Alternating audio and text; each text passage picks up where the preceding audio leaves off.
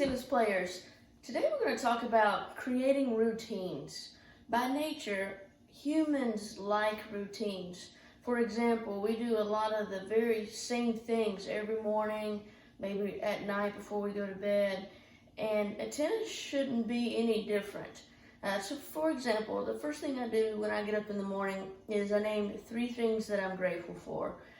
And they have to be different than the things that I named the day before. And then the second thing I do is I fix my coffee, and then I look at my emails, and then I fix my breakfast, etc. You all have very probably similar routines that you do each morning before you go to work or play tennis, whatever you do.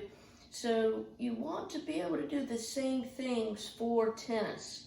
So my challenge to you is I want you to create a routine before you play. So that's going to be your dynamic stretching routine, getting your body ready to play tennis. And then number 2, what is your racket warm-up routine for your matches? That should be the same every single time, okay? Your racket warm-up wants to be the same. So what do you like to do before a match? Maybe it's some mini tennis, and then you go to the baseline, you hit down the line, you hit cross court, and you come up and volley, and you hit overheads, and then you go back and hit serves and returns.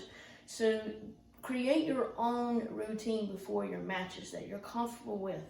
Number 3, I want you to establish your own serving routine.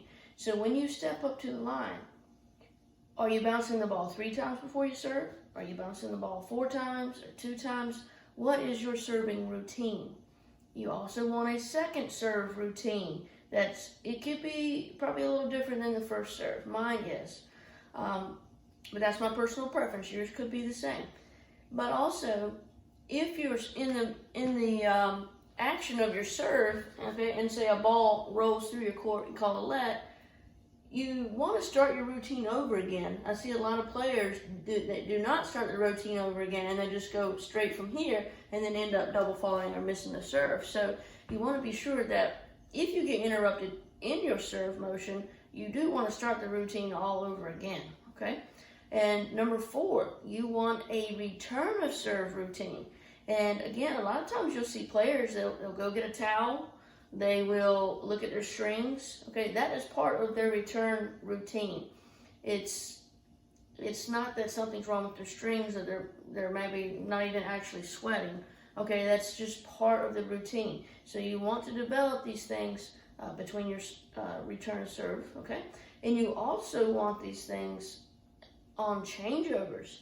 If you've seen Nadal sit down during a changeover, he does the exact same thing every single time. Takes 2 sips of this, 1 bite of this, puts the water bottle back in the exact same place.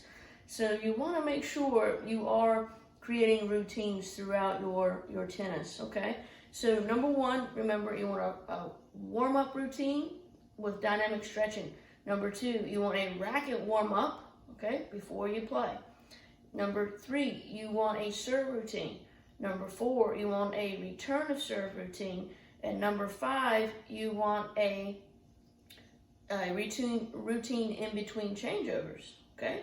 And then the last one is your static stretching routine. So once you're done playing, that's when you need to work on your flexibility and static stretching. Maybe you do it at night. Maybe you foam roll and stretch at night. That's fine, but you do want to establish a routine for that. It can also reduce some soreness and achiness in the muscles. All right, that's my challenge to you. Go do it.